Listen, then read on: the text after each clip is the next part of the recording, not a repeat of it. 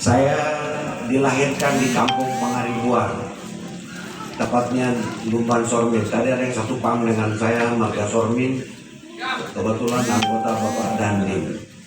Tapi dia sudah migran di Spiro kan? Tapi dia hebat, dia berani menggunakan pam Sormin. Saya kadang-kadang pakai, kadang-kadang enggak. Berarti dia lebih berani dari saya. Dan saya hari ini sangat bangga dan berbahagia karena Amang Boru saya, pimpinan Pondok Pesulukan ini berani menggunakan Tuan Guru Batak. Tepuk tangan dulu. Sungguh luar biasa. Penggunaan terminologi Batak itu luar biasa. Saya sendiri sangat bangga Mang Boru ketika Mang Boru berani menggunakan nama itu. Karena taunya orang Batak itu semua wah luar biasa lah. Stereotip negatif. Ternyata salah satu tuan guru Pondok Pesulukan ini adalah tuan guru Batak, marga Raja Guguk. Raja Guguk itu pecahan dari Aritona. Kalau dari marga dia saya panggil abang sama beliau. Raja Lutung itu anaknya 7, Sinaga, Situmorang, Pandiangan, Lenggolan, Aritonang, Simatupang, Siregar, dan saya paling bungsu. Mengapa saya harus bicara tentang diri saya? Ini anak-anak kita tadi yang foto dengan saya bilang tadi sama Tuan Guru, 30 tahun yang akan datang dia harus seperti saya. Harus. Dan tidak ada kata tidak mungkin. Dulu saya berangkat meninggalkan kampung halaman saya tahun 79, Amang Boru. Bahasa Indonesia tidak bisa. Tahun 79 saya lulus SMP, meninggalkan kampung halaman saya untuk menimba ilmu sekolah di Jawa Tengah. Nilai saya semua 4, merah 4,5, nggak ada yang 5. Kenapa?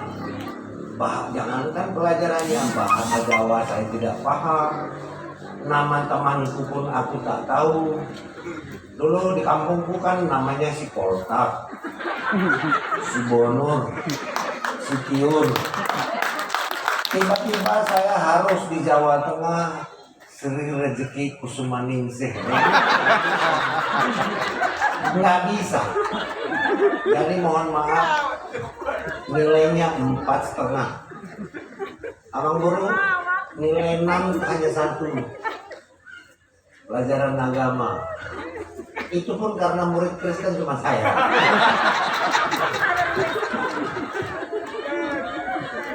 Jadi di SMA Negeri 1 Pati itu saya hampir dikeluarkan karena nggak bisa mengikuti pelajaran. Bagaimana mau mengikuti pelajaran? Makan aja saya nggak bisa. Di kampungku kan gula mulu kan. Tiba-tiba saya harus dikasih tempe, tahu, semur, nggak bisa, nggak ketemu. Tapi alhamdulillah semester 1 saya mau dikeluarkan nggak jadi. Jadi kalau ada Bapak Guru di sini, Tuan Guru, saya ingin menyampaikan kalau ada murid Bapak yang agak bodoh jangan terus keluarkan. Karena belum tentu dia bodoh. Itu juga ya. Jangan terus bilang, ayo turun, paulah mon. Kalau itu yang terjadi, maka saya tidak mungkin berdiri di hadapan Bapak. Untuk apa ini saya cerita? Percuma lo cerita yang lain, saya cerita diri saya aja. Karena saya ini tokoh yang sangat fenomenal. Pak buta hutan, anak Nena Pogos, buta huruf lo nanti. Orang tua saya buta huruf. Nah sekaligus ini saya mau mengingatkan kepada kita semua, jangan pernah melarang anak kita sekolah. Mengapa? Jadi kalau kau nanti mau sekolah, sekolah terus. Sampai kamu pintar, menjadi hebat supaya si Malungun ini desa Jawa Tengah ini bisa hebat di tangan-tangan mereka. Anak-anak kita yang hebat ini. Saya mulai tahu betong kenapa saya pulang naik helikopter ke kampungku. Dulu memonon di Waibotong memonon.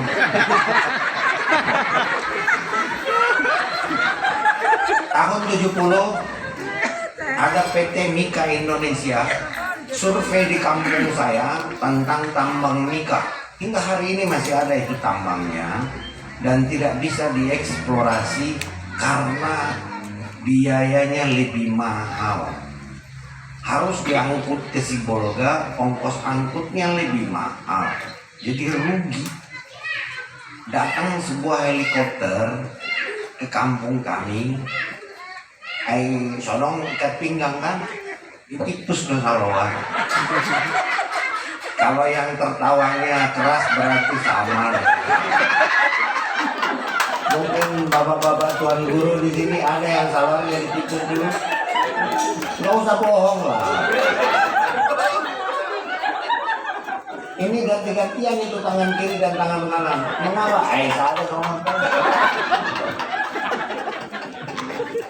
Itu tahun 70.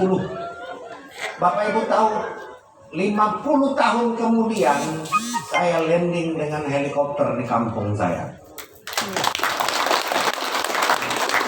Jadi percayalah, tidak ada yang mustahil, tidak ada yang tidak mungkin. Untuk itulah saya datang. Untuk anak-anak kita ini, kalau Bapak Ibu semua sudah lah, nggak usah. Mereka inilah yang pemilik masa depan. Di tangan mereka lah desa Tanah Jawa ini hebat. Jadi jangan pernah meragukan dia. Suatu ketika dia akan jadi pemimpin di sini. Jangankan di Simalungun, di Sumatera Utara bahkan Indonesia. Maka anak-anak kita ini harus bermimpi besar. Unang memimpi jadi tukang beres. Boleh mimpi jadi tukang beres, tapi pemilik kebun karet begitu. Anggap itu tukang beres tuh selesai ini dah. Nggak usah sekolah. Jadi saya sepakat dengan tuan guru. Saya tanya tadi, saya jadwal mengajar saya berapa? Dan saya akan cerita diri saya aja Bapak. Saya ini orang kampung para huta-huta dengan tondong nami. Tidak ada saya kenal, tidak ada deki. Bisa. Makanya kita harus sekolah. Kita harus belajar. Makanya mama saya dulu meski dia buta huruf, dia bilang, kamu jangan seperti mama ya.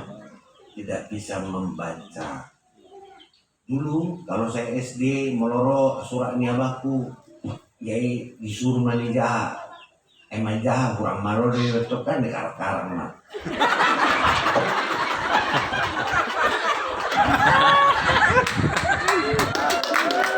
Makanya kalau Bapak Ibu bisa melihat di YouTube, kalau saya menyanyi Tanghyang Ni Dainang itu saya pasti meneteskan air mata karena bagi saya pahlawan saya adalah ibunda saya. Kedatangan saya di sini hanya ingin itu, bersilaturahmi dan membayar utang janji saya kepada Tuan Guru. Karena kami ketemu di Medan waktu kunjungan Menteri Agama dan beliau mengundang saya dan saya langsung mengatakan iya, hari ini saya datang membayar utang saya. Yang kedua Bapak Ibu, bagaimana anak-anak kita yang hebat ini supaya hebat? Ada syaratnya. Unang suami istri nomor bedai. Bisa? Bisa Pak. Kadang piring udah terbangan. Toh, jangan. Boleh marbadai setelah mereka tidur. Jangan kita pertontonkan kepada anak-anak kita yang tidak baik. Memang yang hadir di sini sedikit, tapi ini akan menjadi sampai kemana-mana. Anak-anak kita ini juga harus dikasih disiplin. Jangan dia seenaknya, nggak bisa. Semua ada aturan, betul Pak Tuan Guru. Prinsip mendidik mereka, lebih bagus dia menangis sekarang daripada 20 tahun yang akan datang kita menangis dibuatnya. Contoh, sudah punya handphone? Siapa yang sudah punya handphone? Coba angkat tangan. Jangan. Ada waktunya. Kita harus janji.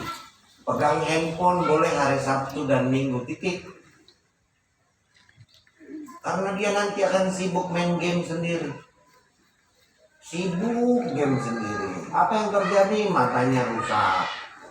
Kalau dia melamar TNI Polri nggak bisa, matanya -2. Setahu saya anak-anak kampung itu adalah anak-anak yang hebat. Apalagi saya lihat tadi di belakang ada sungai. Pasti mereka hebat mencari ikan. Padahal sudah deki di sini. Di sini banyak warung tembak-tembak ikan. Harusnya di sungai itu tembak-tembak ikan. Jadi Pak Kapolres tidak tegas tembak-tembak ikan itu. Kalau tembak-tembak ikan itu dia mau tembak-tembak ikan, suruh di sungai belakang, sungai Babolon kan. Nah yang kedua Bapak Ibu, anak-anak kita jauhkan dari narkoba. Narkoba ini sekarang menjadi pembunuh untuk anak-anak. Tugas Bapak apa sih? Jadilah polisi di rumahmu. Saya tidak minta polisi di luar. Jadilah bapak dan ibu polisi di rumahmu saja. Anak-anak kita itu periksa tengah malam, dompetnya periksa, tasnya periksa, ada apa isinya. Jangan-jangan ada yang membahaya. Jangan-jangan dia sabu. Jangan-jangan yang belum pantas, periksa. Orang sibuk ibu-ibu ngerumpi aja sampai tengah malam, anaknya nggak diurus. Kalau kambing nggak pulang jam 10 dicari. Kalau anaknya belum pulang jam 11, ya sudah nanti kita pulang sendiri. Ini tidak boleh. Anak kita cari, pergi sama siapa dia? Di mana tempatnya? Ngapain? Cek. Unak lah suami dan sukun, kamu sama siapa? Jangan-jangan ada janda sebelah. Loh ini jujur kita ini. Kita harus jujur, nggak boleh enggak. Inilah masalah rumah tangga. Kenapa ibu-ibu disebut sebagai tiang negara? Karena kalau ibu-ibu rusak, maka negara ini juga akan rusak. Itulah maka disebut gelar kepada ibu sebagai tiang negara. Bukan sama bapak-bapak yang gua mau namar dari lo. Jadi no tuh mau ngadu dang mulak seminggu dang masalah ini. Tapi coba ibu-ibu pergi 1 minggu bapak tahan ngurus anak-anak. Enak aja. Ibu-ibu itulah tiang rumah tangga, tiang negara, tiang agama. Didik anak-anak kita ini dengan baik. Nah, mau halak mata, mau hebat anaknya mangna.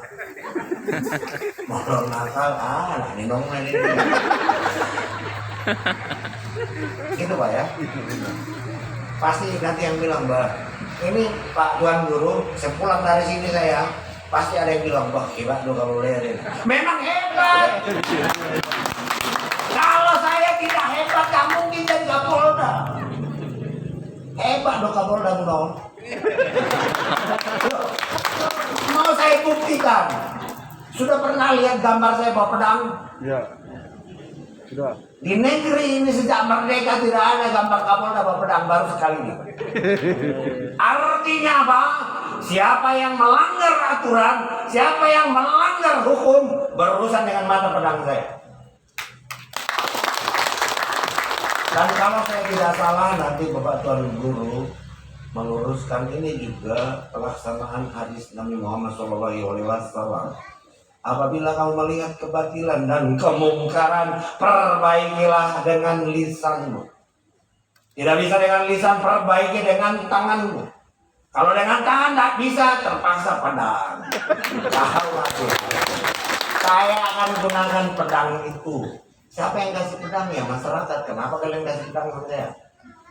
Dan itu akan saya gunakan untuk kemaslahatan umat di Sumatera Utara.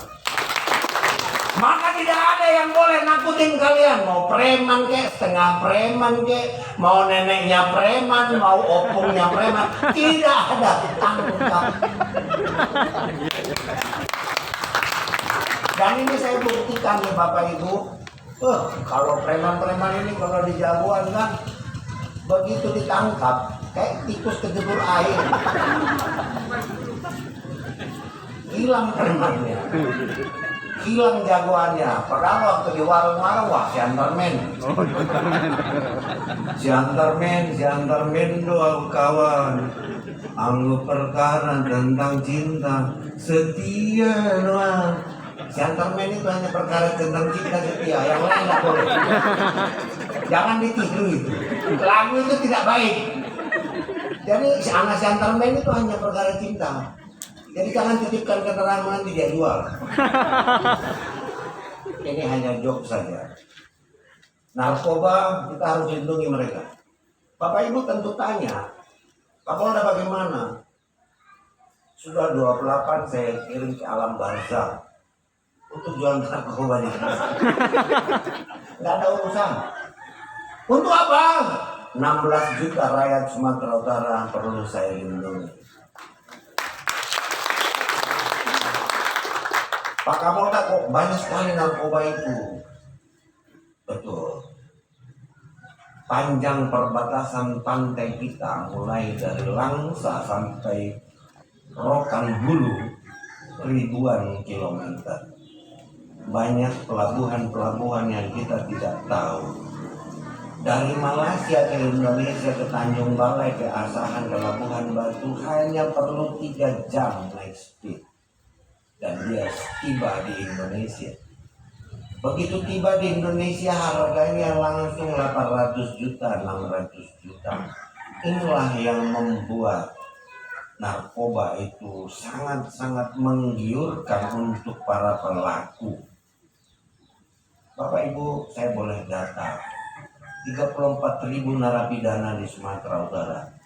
24.000 adalah pelaku penyalahgunaan narkoba. Artinya hampir 80% rakyat kita menjadi budak pengguna narkotika. Itu tanggung jawab siapa? Pasti Bapak Ibu dengan gampang, oh itu polisi.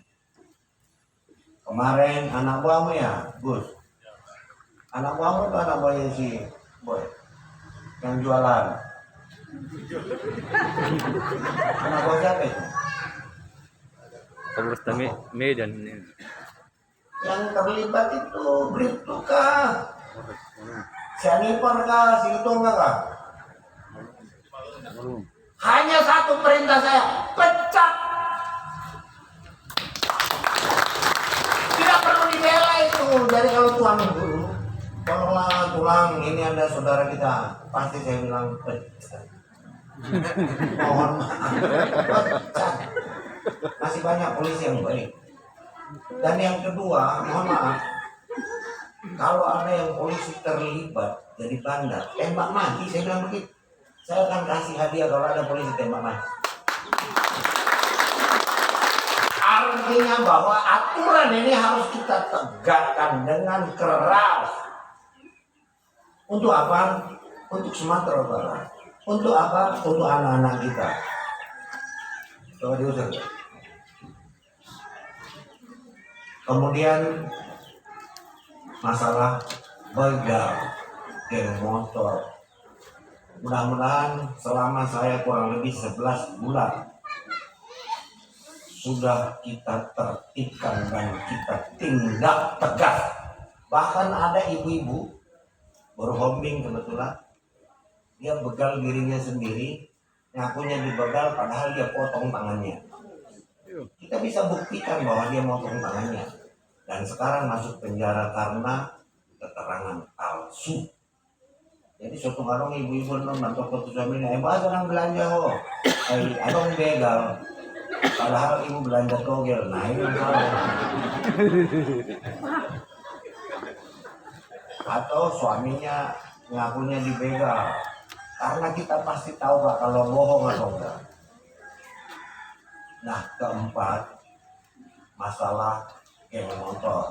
Anak-anak kita berikanlah dia apa yang menjadi kebutuhannya, bukan apa yang diinginkan.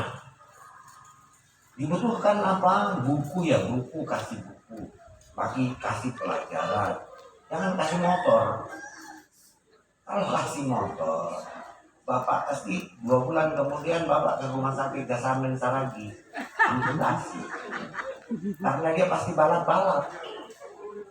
Jadi jangan kita mau menuruti permintaan mereka yang tidak logis.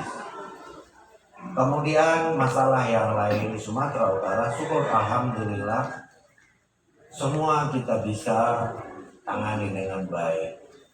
Masalah-masalah kecil saya selalu perintahkan Kapolres tidak usah harus berperkara, karena kami juga punya restoratif justice, keadilan untuk semua, baik korban maupun pengadu. Unang berperkara itu menang jadi arang, kalah jadi debu, tidak baik. Tapi kalau kita mau bermusyawarah untuk mufakat, untuk berdamai, itu lebih baik. Dan pada kesempatan ini Pak Dandim, saya minta kepada Kapolres, tolong perintahkan Babinsa dan Babin Kamtipmas membantu kepala desa. Jadi jangan semua dilaporkan ke polisi. Bagi saya kalau kasus-kasus yang harus bisa diselesaikan udah dipanggil kades, diselesaikan Babinsa, Babin Kamtipmas, selesai. Pegang tangan, minta maaf, sudah selesai. Angkon prinsipnya itu dong, kumbardomo di tanah rara deh.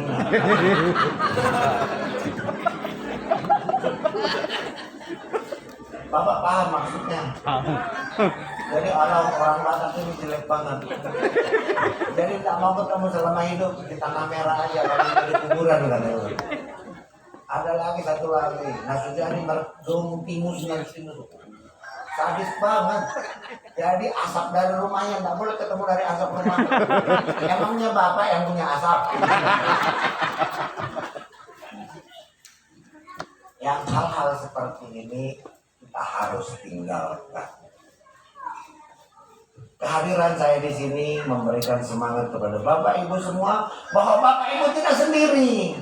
Ada Kodam 1 Bukit Barisan, ada Polda Sumatera Utara, ada Kodim Simalungun, ada Polres Kasianta. Bapak jangan pernah merasa sendiri. Tapi kalau Bapak merasa sendiri, kita akan susah. Seperti yang dibilang beliau, Bapak Ibu, kira-kira Tuhan baik nggak sama orang Indonesia? Sangat baik. Kalau Bapak pernah terbang dari Banda Aceh sampai ke Merauke, perlu 9 jam. Kalau 9 jam, Abang baru sudah mendapat di Qatar atau Abu Dhabi. Ini masih Indonesia. Kalau kita terbang 9 jam sudah sampai di Tokyo. Tapi kalau kita terbang dari Banda Aceh sampai Merauke, masih Indonesia. 17.000 pulau. Hampir 800 suku bangsa yang mendiami. Buktinya ini ada. Desa Jawa Tengah, Kabupaten Simalungun, yang buat kampung ini pasti orang Jawa. Saya percaya yang pertama tinggal di kampung ini orang Jawa. Kalau itu yang buat orang Papua pasti dia bisa desa Papua Tengah. Bapak percaya itu? Atau kalau orang Aceh pasti akan bilang desa Aceh Tengah.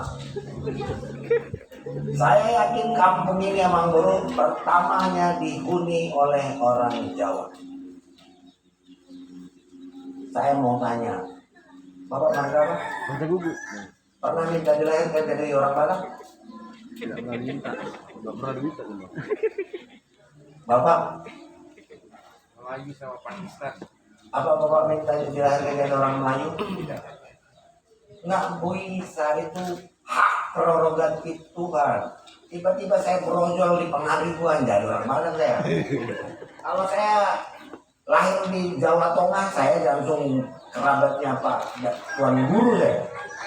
Atau kalau saya lahir di rumahnya Raja Arab, langsung jadi pangeran, istri saya banyak. Tapi nggak bisa kita minta begitu. Itu adalah hak prerogatif Tuhan. Bapak tahu kita dikasih Tuhan 3 waktu yang berbeda. Kalau sekarang di Papua ini sudah jam 6 sore. Selisih waktu 2 jam. Di Makassar ini sudah setengah 5. Luas Indonesia itu 267 juta penduduknya. Beragam suku bangsa, beragam agama. Kira-kira menurut Pak Ketua MUI, Tuhan itu baik untuk semua orang enggak? Baik. Kalau kita minta Tuhan kasihlah matahari hanya untuk desa Tonga, boleh nggak? Nggak bisa. Mau desa Jawa Tengah, mau Jawa Timur, tetap dapat matahari yang sama.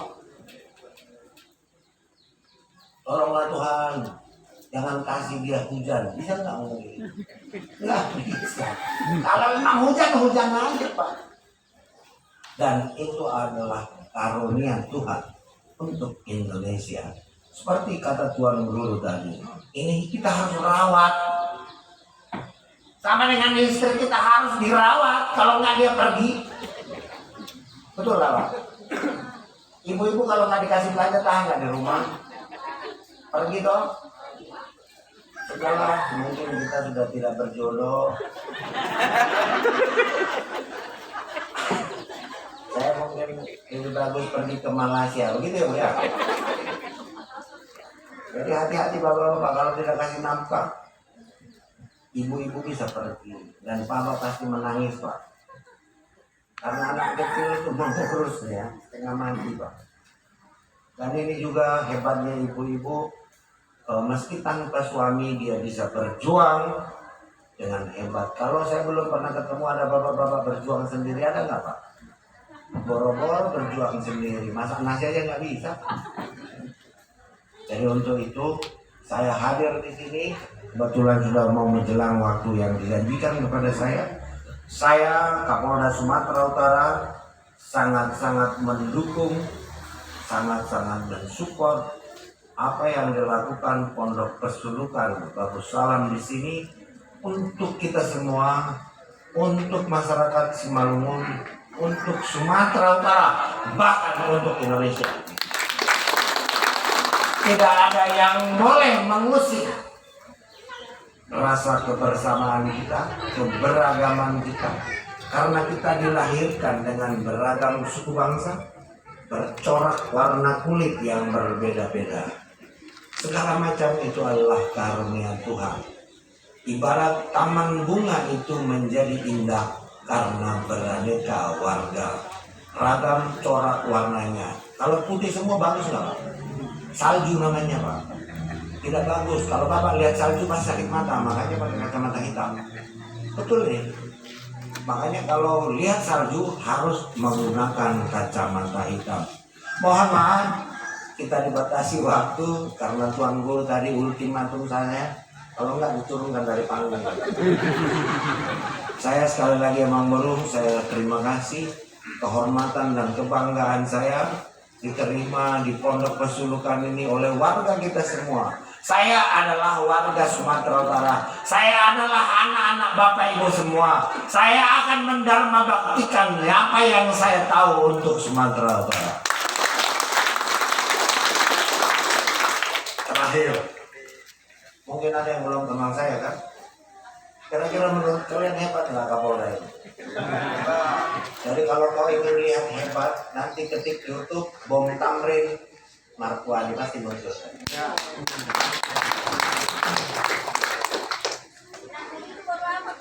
Baru Simatupang istri saya. Ada yang berpariban dengan saya di sini? Baru Simatupang ada? Atau ada yang Boregar? Pak. Yang istrinya Boregar ada? Ya Sormin juga. Alhamdulillah. Untuk suami-suami lain saya, abang baru saya, istrinya baru Siregar, saya pastikan bebas dari siksa kubur. Mengapa? Karena di dunia sudah disiksa. Begitu Bang Boru. Maafkan Bang Boru saya itu karena Bang Boru terlalu diperlakukan kejam. Tapi percayalah, Boregar itu tanggung jawab. Ya betul kan, goreng. Ada goreng. Bang Boru kurangi backpacknya. Tapi memang yang sudah begitu kali Pak Tuan Guru untuk Boregar ini luar biasa.